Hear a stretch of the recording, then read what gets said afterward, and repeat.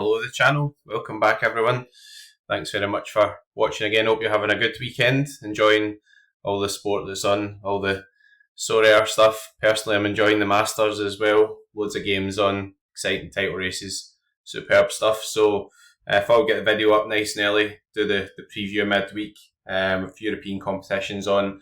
2 entries into All-Star as well, that's pretty interesting. I think pretty good move from Sorare as well. A lot of people just sort of, accumulating more cards and stuff now, and 3 entries at the weekend, maybe some stuff left over during the weekend things as well. I'm going to do a quick review of how things are going so far. Celtic winning 3-0, which is good. I don't think we'll win anything absolutely huge, but we'll do a quick review of that, and then we'll do some lineups. So first and foremost, we're going to have a look at midweek and see what we think in terms of the fixtures. It's a bit of a quieter midweek. What have I done? Have I broken that again? It always happens.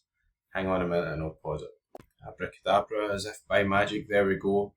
Good old IT solution. Start it up. Sorry. Put it off and then start it up again. No woke up yet this morning. So we're going to do a preview of the European nights first. Less on. This is more restricted to the actual European games. Probably a bit of a reaction to what's been happening with the South American stuff. I mean, I think in the end, did enjoy the continental competition, but I can see people's feedback on that as well. I think the first thing is the under 40 requirement was quite tight, so there weren't a lot of players who were available for that, and a lot of them, who weren't even really that good players, really sort of doubled and trebled in price and stuff, which is kind of nice if you own them, or nice if you do your research. There's problems with that though. I mean, even if you get that guy who you think is going to be under 40 average, there's a game week the week before, which is still after when Sorare have announced it, and then all of a sudden they don't qualify. There's guys paying like a full goalie price for guys like Marchison who might not be the league goalie, and I don't know anything in depth for that. But anyway, see Sorare are focusing just on the actual European nights. The other thing to point out is, I think for the next round of the European nights and everything coming up, which is scheduled for later on in the month, there's a cash comp as well, which is quite interesting. So it's kind of nice that to celebrate the later stages, so that people who have sort of planned ahead or their teams do well get a wee bit of a benefit from that. There are in-season requirements, so you need to be careful on that as well. So anyway, back to preview. Liverpool, this is a sore one. We'll see in a minute why I'm saying that. If Alisson starts today, it's going to be a difficult one. So expect team goals 2.17. I mean, it's an away game as well. Atalanta, very impressive.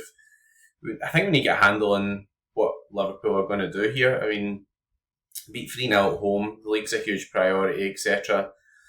Are Liverpool just going to sort of not give up, but make it less of a priority? So we'll see today in terms of team lineups, etc. Fiorentina, I think that's pretty good, strong fixture for them. I do recall from first game that the defensive guys scored pretty well against Pilsen, so a different game. They're at home, a different setup, but kind of interesting.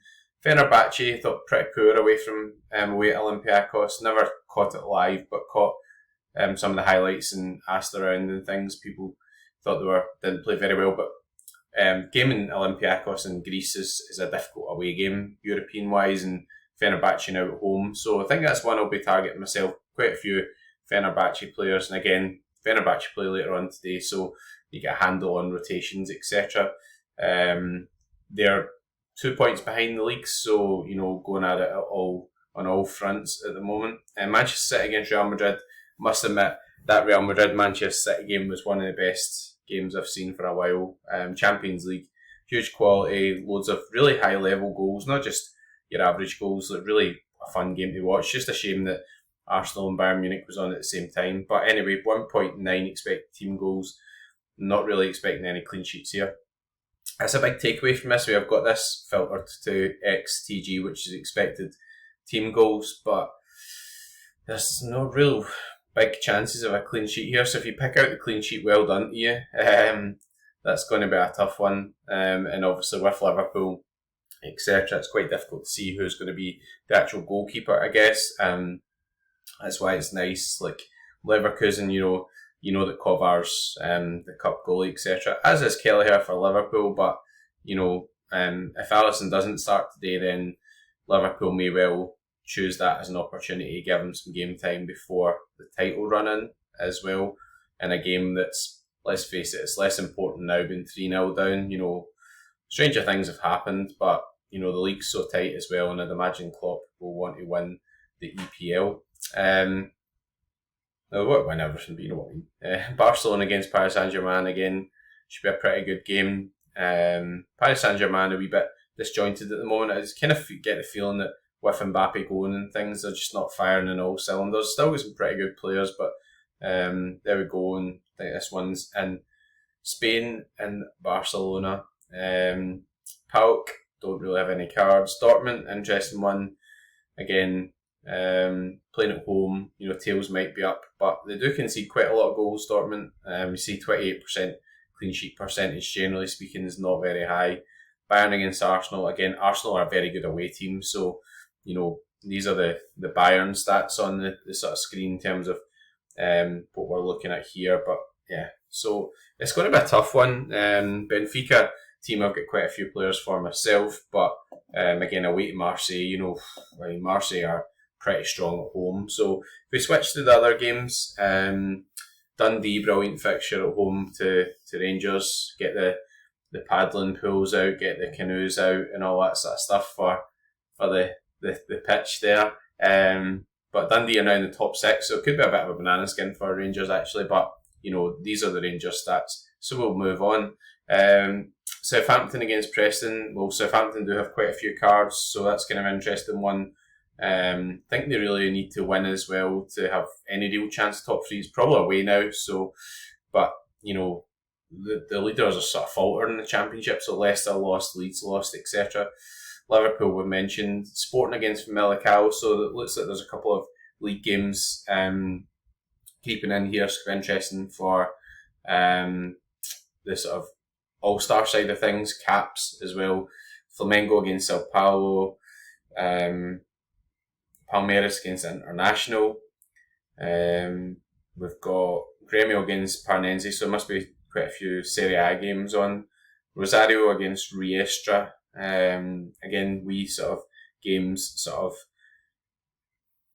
sprinkled around, but the main games are going to be the European nights games. So I can see why Sorare have done what they've done with the proposed sort of competitions, etc. It's no the Sudamericana kind of thing.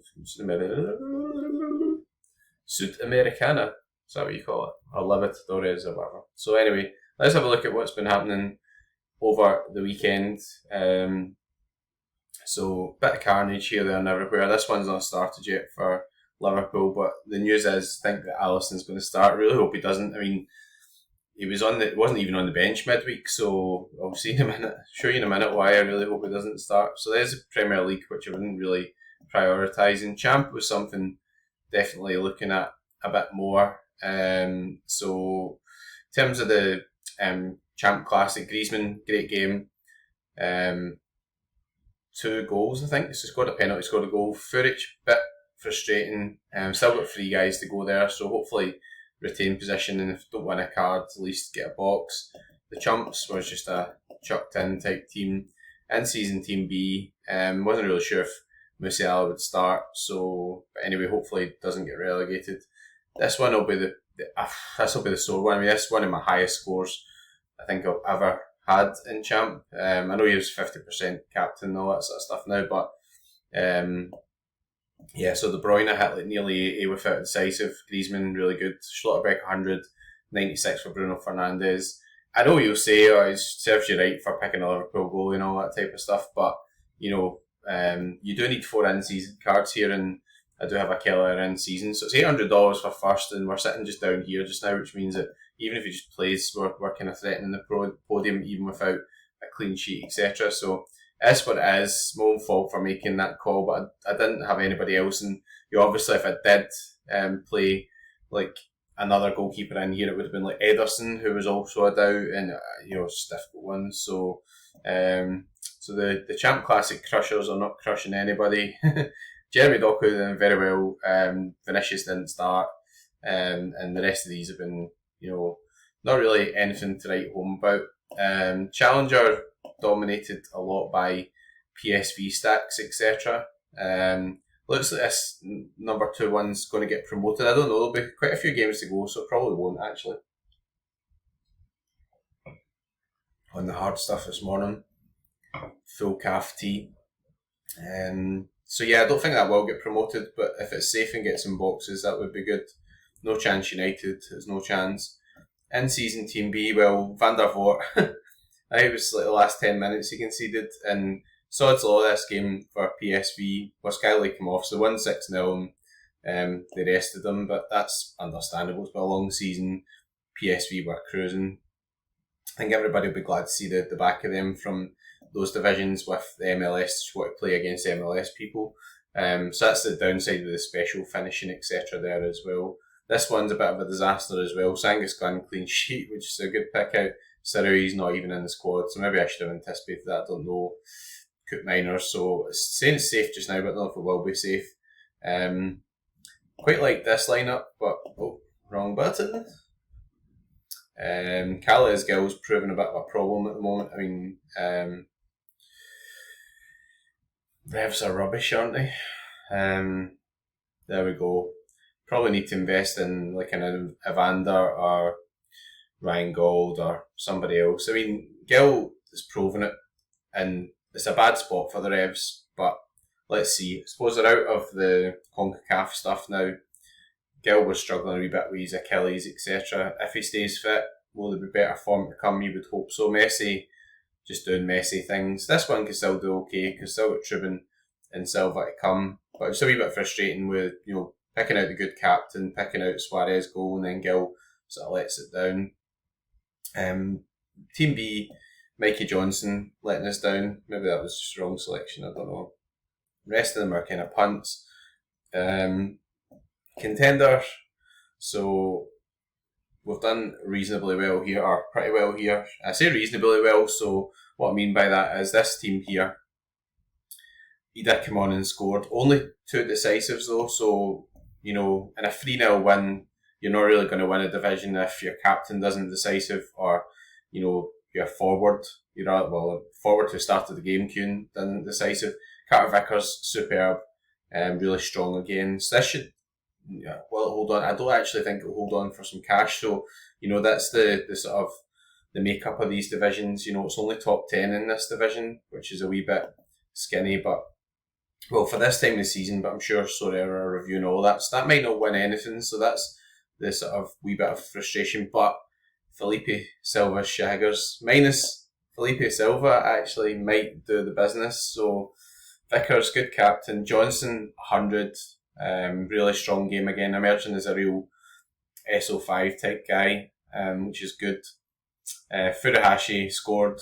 Did get a big chance missed as well, but the problem is just not a lot involved in a lot of the home games where teams are sitting in. Callum McGregor was the big sort of disappointment here, never started, but then did come on, put in a wee bit of AA, and then Carlo Latika doing the business with a really nice score, keeping a clean sheet and getting an 80. So that's got a chance of a podium. I think it's got a good chance of winning, actually, looking at the other teams, but I'll shut my mouth now.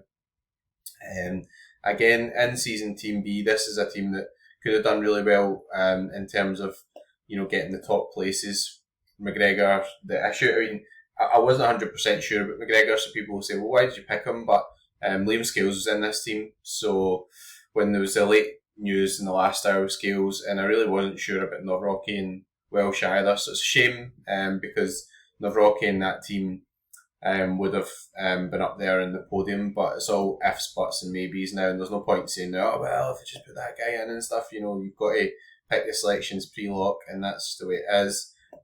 Really quite pleased with how Ulsan are doing. I'm glad I got in them early, to be honest. 4-0. Minor frustration in that sold Lee Dong Gyung and he at 100. I think I paid 40 quid for him, sold him for 60. He's going for more, but be careful, guys. He's moving Gimchin. He won't be featuring in the weekly. Okay, looks very good, but he won't be playing at Ulsan, and Ulsan, for me, are a better team than Gimchin. So will he score as well there? That's the big question. The Crushers, they're safe as well. Rodrigo Ray to go, so maybe I'll get some boxes. And then before we pick selections, just have a look at the under 23s, because quite pleased with how we've done the under 23s this season. We obviously have got a really nice array of guys to play in this, and played Matt O'Reilly in here as well. So Sugawara scored, O'Reilly 67 without a goal or assist, so marginally frustrating, but really strong game. Alvarez got decisive. Koki Saito scored, and Diouf's conceded in the last 2 minutes or whatever. So that's a shame, because that would have been sitting first if that hadn't happened, or maybe second actually. I think first has also got Diouf. Big Alex Harry, homemate if you're watching. And then this one's going pretty well too. Carolina clean sheet, which I do remember the spreadsheet was projecting that, so that's kind of quite good to get some of these results and just correlate what's happening with using sorare probability spreadsheet and stuff. I'm spending more time going over the actual reflecting this time before we pick lineups, but I think it's quite important just to see those results in action. Koki Saito, decisive. Schlotterbeck 100, superb. Geertruida, he can put in those big scores. I really hope Feyenoord are strong again. They've been really good recently, so he loves to get forward in these games where Feyenoord dominate their teams. It's away from home, so let's see. And Jens Peter Hogger, a wee bit disappointing so far, but again, I think that Bodo Glimt are one of these teams as well, where they're really attacking team, should sort of dominate the league, etc. And from that perspective, they should be pretty good, and nothing much in All Stars. So let's get into some selections and pick for midweek, because give people some insights into that. I must admit, I'm pretty happy to have picked up some limited stuff again recently. So people, he's overpaid for them. He's overpaid. He's paid too much. All right, no bother. Calm down over there.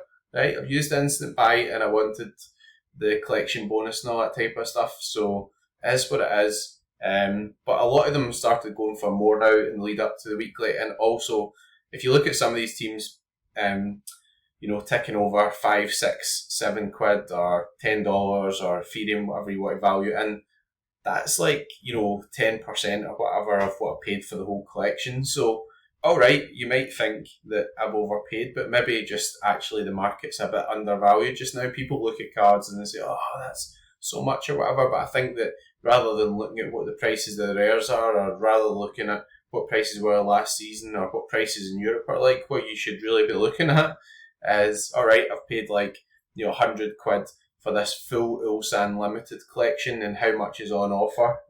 How much can I win in the specials? How much can I win in the ongoing cash competitions? How much can I win over a season? And, there's still, a lot of these are still valued at reasonable price for classic cards as well, so you've ongoing utility there. So, it's worth considering. So, All-Star wise, we've actually got a few games on Brazil, so maybe see if we can fire in our limited guys into sort of All-Star or caps. I don't know if they'll be really that strong. I suppose we could go for All-Star. I said recently, picked up a couple of guys just for a more fun element of things. So we've got Casio here, against Juventud, and also Jo Yin Woo, although you get 2 entries in All-Star, so I guess we could run 2 teams here.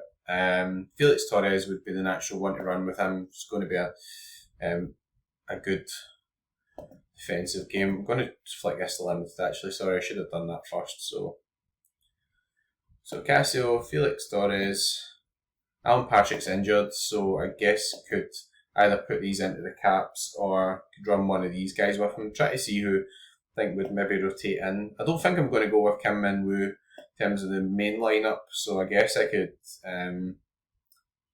put him in here, capable from the bench, and then we'll see what we do with the Ulsan lineup.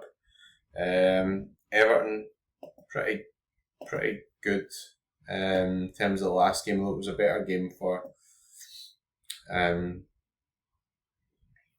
Flamengo. And then Lario did start as well, which is interesting. So Alan Patrick's injured. It's quite a hard game actually, away at Palmeiras. And not really a great game for Bernabei either. So I guess I could probably play this in the caps. Lario. Yeah, 50. Probably squeeze that in the caps actually. But yeah. put them in there just now. Ulsan. So where's the best place to play Ulsan? So we've got, can't play them under 23s, can't play them European nights, can play them in the caps. So that's interesting. If you win some rares and stuff in the caps, maybe go for a cap 270. See what prizes are like in All-Star. These are important decisions, right? So in All-Star you can win. There's quite a few stars and there's $340 for first. And again, the cap's like an All-Star format as well, in that there's a cap limit, but there's no cash in here. So you've got 4 stars and 3 tier 3 rares. There's no Ethereum up top. I suppose some rares are quite valuable as well. 50% capped, and see if we can fit it in the cap. I guess you're not playing against some of the high end guys, but I suppose from that point of view as well, Ulsan probably got a better fixture than a lot of them. So an argument for playing it in All Star. So Sil Youngwoo, I think should start. This. Nah, can't play that in here because I'm not going to get the best players actually in the team. What play like Jalmin Q and stuff. So I don't think it's really going to fit in 270. So this is where it's good to have the second All Star team available. To be honest, you just sort of pick where you want. So Jo Yinwoo, Sil Youngwoo. Shame not having Lee Dong-gyun. Who's most likely to do very well from midfield? Wong Sang-yeom's pretty strong. Again, he gets rotated a bit more. Ludvigsen kind of similar, rotates a bit. Ko Sung-bin's quite solid, but doesn't always hit high. Wong Sang-yeom's really capable of going on destroy mode. Jalmin Q up front. I hope he keeps his place. And then we go with Ludvigsen or defence. The problem is it's quite hard to call the centre backs. I mean, Kim Young-won would have thought should keep that position, but he did miss one of the games recently. Kim Min-woo up there. So it looks like a better one for sort of more defensive type stats. Yeah, it's going to be tough. It's probably going to bugger up the stack that, but I'll have a look at the predictions and stuff and see what sort of story we get there. And Sil Youngwoo likes to get forward, so go for the old Capitano on him. Sorry if that jumped a bit there. I don't know what happened. A bit of a technical issue, which I'm not always the best at. Anyway, we're going to pick the under 23s. Do pretty well at it midweek, so it's kind of an interesting one in terms of still having guys available at this point in competition. So, it's Trubin or Trubin. I mean, it's a hard game away at Marseille, but it doesn't look as if there's many guys available midweek. To give you an idea of that, I mean, you can do some clever stuff on the player database from Egal as well. So quite interesting stuff you can do. Filters under 23, position, goalkeeper. You can filter to like last 15s, who's available. Who's played a certain percentage, all that type of stuff. But again, this spreadsheet from sorare probabilities, and when you go in and do stuff like this, it allows you to check who the other goalkeepers are who are playing midweek. So Franco Israel will almost certainly play. I don't think Adan's fit yet. Bray probably won't play. Kovar, I think will play. Tenas won't play for PSG. So we've got Israel, Kovar, Barzik doesn't play. Peretz doesn't play. Svilar, so that's 3. Trubin's 4. Bazunu's 5. Kotarski's 6. Not many cards. Chevalier is 7. So probably about 7 starting goalkeepers. So I guess if Trubin keeps it quite respectable in the Marseille away game, then he could be a real properly good card there. Thomas Rojo won't play. Quite a high projected score, but I'm not sure I agree with that away at Marseille. Anyways, I'm sure the spreadsheet knows better there. Perkovic or Schlotterbeck, that's going to be an interesting one. I guess probably would rather go with the weaker fixture there. I'll need to check the projections, but Perkovic I would say is more likely to put in a good score in that game than Schlotterbeck against Atletico Madrid. I mean, Schlotterbeck's just so good, right? But you're playing against like Griezmann and everything, so That's what it is. Phil Foden should be back, so he was on the bench, didn't actually play.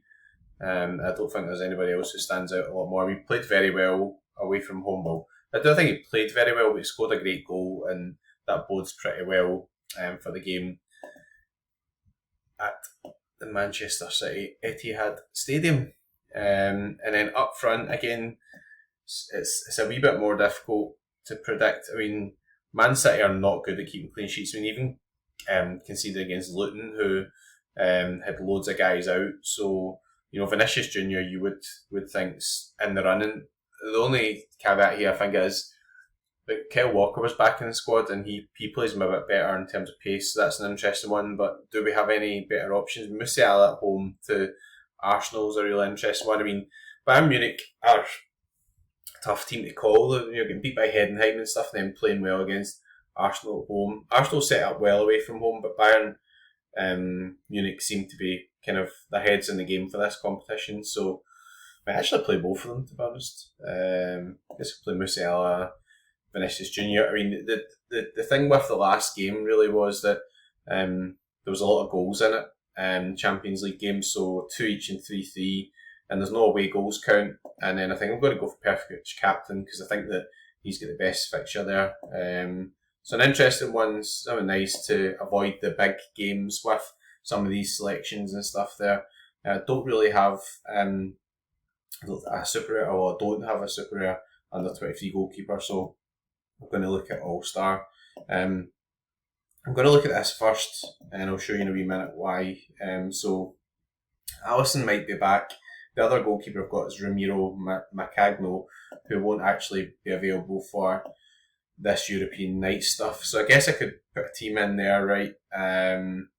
But I think for the moment, I'm going to just stick with All-Star, and then we'll review that depending on what happens. I recorded this before the Liverpool game, so we'll see what happens there. But Alisson might well come into the reckoning. Defence-wise, so Virgil, again, is an interesting one. I'm going to have to avoid him, I think, because he might not start that. I mean, Liverpool might just rotate, and again, having Rostovski's pretty interesting here. Should be quite a good defensive type fixture there. Midfield-wise, Stuart Armstrong. Sarah's fine, he scores belters all the time. That's why we sing this song for Stuart Armstrong. I actually missed his song more than I missed his football when he left Celtic. But what a song, honestly, look it up. Brilliant, what a laugh. Anyway, you had to be there. Harvey Elliott, I think he'll get some game time, so that's interesting. Atlanta are a pretty strong outfit though. Rodrigo De Paul, Ferdi Kadioglu. Ferdi Kadioglu never played the away game, but he's more of an attacking fullback, and with him getting a rest in him, I think that's kind of interesting. Fenerbahce will be on the front foot, so interesting what to put in. Stuart Armstrong, I'm just not sure about because he's not been playing as much recently. He's missed a few games. I'm not sure Alvarez will start, so Griezmann seems a natural selection. Playing very well recently on penalties, all that type of stuff. And then who do we play in beside him? Declan Rice, is it really a good game for him? Well, he's projected 53. Interesting. I mean, Bayern Munich are pretty leaky and Arsenal are pretty good away from home. Could be an argument just for going like Szymanski in here. I will review that based on the lineups again today, I think. Fenerbahce playing later. Could easily play Szymanski in there. Probably Szymanski, Olympiacos at home for Fenerbahce or Bayern away. Declan Rice not been playing as well score-wise, but Kimmich been playing a bit of right back for Bayern Munich, so that's interesting. Are Bayern really that strong in the middle? Interesting. I think I'm going to go Griezmann just on form for captain, but you could easily go Rostovski. I mean, Dortmund, a team I really like, but a bit leaky, so there we go. So I don't mind the makeups of that. I mean, if I do play in the European nights, then I would have to play Alisson, and I don't have Rostovski available, so that's some selection dilemma type stuff there. We'll pick a rare team for European nights, and then I think that'll do us. Again, shout out if everybody's got to this stage of the video, you've probably fallen asleep or watching something better on the telly on this Sunday. I've recorded it. I don't blame you, the Masters is on, there's EPL and all that type of stuff, but there we go. If you've got to this stage, please like and subscribe to the channel if you want to watch more, and if you really like the looks of this spreadsheet. If you hit up sorare probabilities on Twitter or message me, I'll give you his details, give you a free trial. This is the type of cool stuff you've got. So pulls down all your players, and then you just filter to the guys who are available. And then you've got information like clean sheet win percentages, of playing home or away, are they injured, projected scores, which are usually something that I quite like hanging my hat on here as well. So European nights, rare, I've filtered it in there and I've got it on rare. So first decision is going to be who's going to play in goals. I mean, I think if Alisson plays today, I'm going to be picking Kelleher here, to be honest. I guess I could go with Ederson as well. Have we got a cap here? It's cap 280 actually, so that's interesting. I mean, do you trust Man City to keep a clean sheet? Hradecki doesn't play in Europe. Trubin has got a tough away game, so what's the highest projected score? So Ederson's actually projected less than Trubin. But, you know, Real Madrid are a good team, so a lot of quality on offer there. You know, but with it being the second leg, being at home, you can imagine it being a bit tighter. So is it Trubin in the Velodrome or Ederson? I don't know. So I'm gonna go with Trubin. I think I'll probably backfire on me. I mean, Benfica a wee bit hit and miss this season, but there we go. Will Trent get some game time? Interesting. Baraghi, I'd actually kind of hinted at before when I was talking about things from the point of view of Fiorentina, done pretty well in terms of the home game. So that's something that kind of does stand out to me. I think that he's the first choice. I think it was a draw over there, so you know, I think they've got to go strong. And I think these other Champions League games probably get goals in them again, so it could be interesting just to go with something a wee bit different there. And again, multiple entries in here, so you can go with Ederson and all that sort of stuff in another type of lineup. Ezequiel Palacios, Leverkusen playing today, so let's see what's happening with him. Phil Foden, I'm pretty sure will start. I think as will De Bruyne, because he was going to start in the Bernabeu and he was sick. So De Bruyne, can we fit them all? What's this cap thing again? See, this is what I don't like about the cap stuff, right? I mean, it's the later stages of the Champions League, and you just can't like actually play these guys who are. This is why you've got them. So 71, can't get them in. So we had an argument of playing Alisson in here if you think Alisson's going to play. But even Tadic is a 63 average, right? So now I have to bugger about try to find guys who have got a lesser score.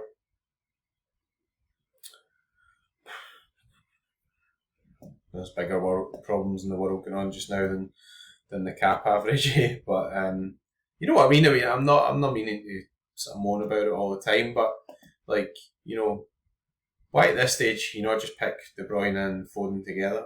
You know, that's what we could just play them in All-Star. Could just play them in All-Star. No doubt about that. Just a bit more tricky to, I guess. So Szymanski might come in here. I think I'll go do that actually. I'll probably just pick another team in All-Star and put like Foden and De Bruyne in there. So 63 average left. Guess if I'm playing Szymanski, got to play Tadic, and then affordable only. Can't get Foden in, can't get De Bruyne in. Interesting. Could play Griezmann, although I think I'll probably play Griezmann in with them. Still have a Haaland, etc. So let's see who stands out in terms of spreadsheet. So Schlotterbeck, 56 estimated. I guess Dortmund could have their tails up at home. 11% Schlotterbeck and Tadic at home. Could be an argument for Baraghi as well. In fact, actually, I'd probably go Baraghi.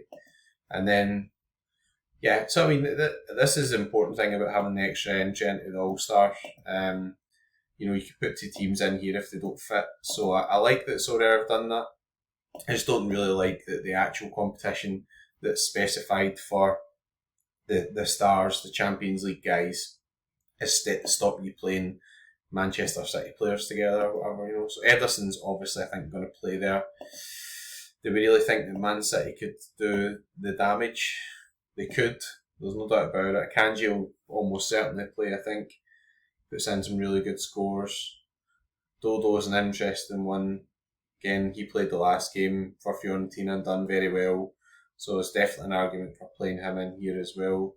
If we're going sort of City stack, and I suppose you're going to just go for mostly the City guys, right? So one stack, a stack, type of, is it a stackable game? I don't know. I mean, Akanji can do good AA anyway. Ederson might actually make a save for a change. You never know. Manchester City at home, so I just feel as if they'll probably get past Real Madrid after going to the Bernabeu and getting the 3-3 and doing pretty well there. And Griezmann always does well. So that's a provisional lineup anyway. I think we'll leave it at that. We've covered a good number of competitions. We've covered under 23s, European Nights, All-Star. We've not really went into the caps yet, but that's probably for guys that are more waiting on the wings, pardon the pun. And again, final look at what's happening. Well, it's more my gallery rather than anything else. Move myself back here. Sorry guys, we do this all on the fly, by the way. If you want to watch somebody who spends more time on the channel and stuff, well, fair dues. Probably have to watch somebody else. You've got to this stage and then I'm not going to put you off anyway, so there we go. Pitch notes. Progressively rolling out a new feature allowing you to share a GIF of your reward boxes. That's quite nice. 2 entries into the under 20, 2 entries into the All-Star, under 23s in the brain. On iOS, managers can view other managers directly. Fine. Interface issue preventing teams from updating without refreshing. Yeah, that needs to be fixed. You can see a progression with visions 5-1. I think there's still some balance and stuff to be done in there as well. And then April special weekly schedule. And I think like people don't always think ahead here. And a good example of that is I hadn't really thought about this either. So let's have a quick review of it. So European Nights, that's the week we're on just now. Cap 280 I think is a bit tight. I don't know. I can see why they put a cap in, but I can also see why you just shouldn't have a cap. Like, it's the latter stages of the Champions League, so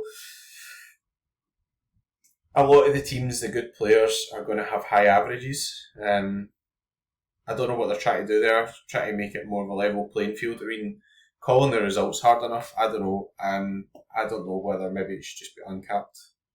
Senior Special Weekly, so that's not until the 26th. That's kind of interesting one to prepare for. Over 30s, that's young these days. As if you're old like me. Again, interesting one. A lot of those players are a bit cheaper as well. European Night Special Weekly, so that's game week April 30th to the 3rd of May, so that must be the Champions League semi-final, is that right? I think it will be. 5 cards, 290 cap, so they put the cap up a wee bit. Again, any real reason why you bother with a cap? I don't know.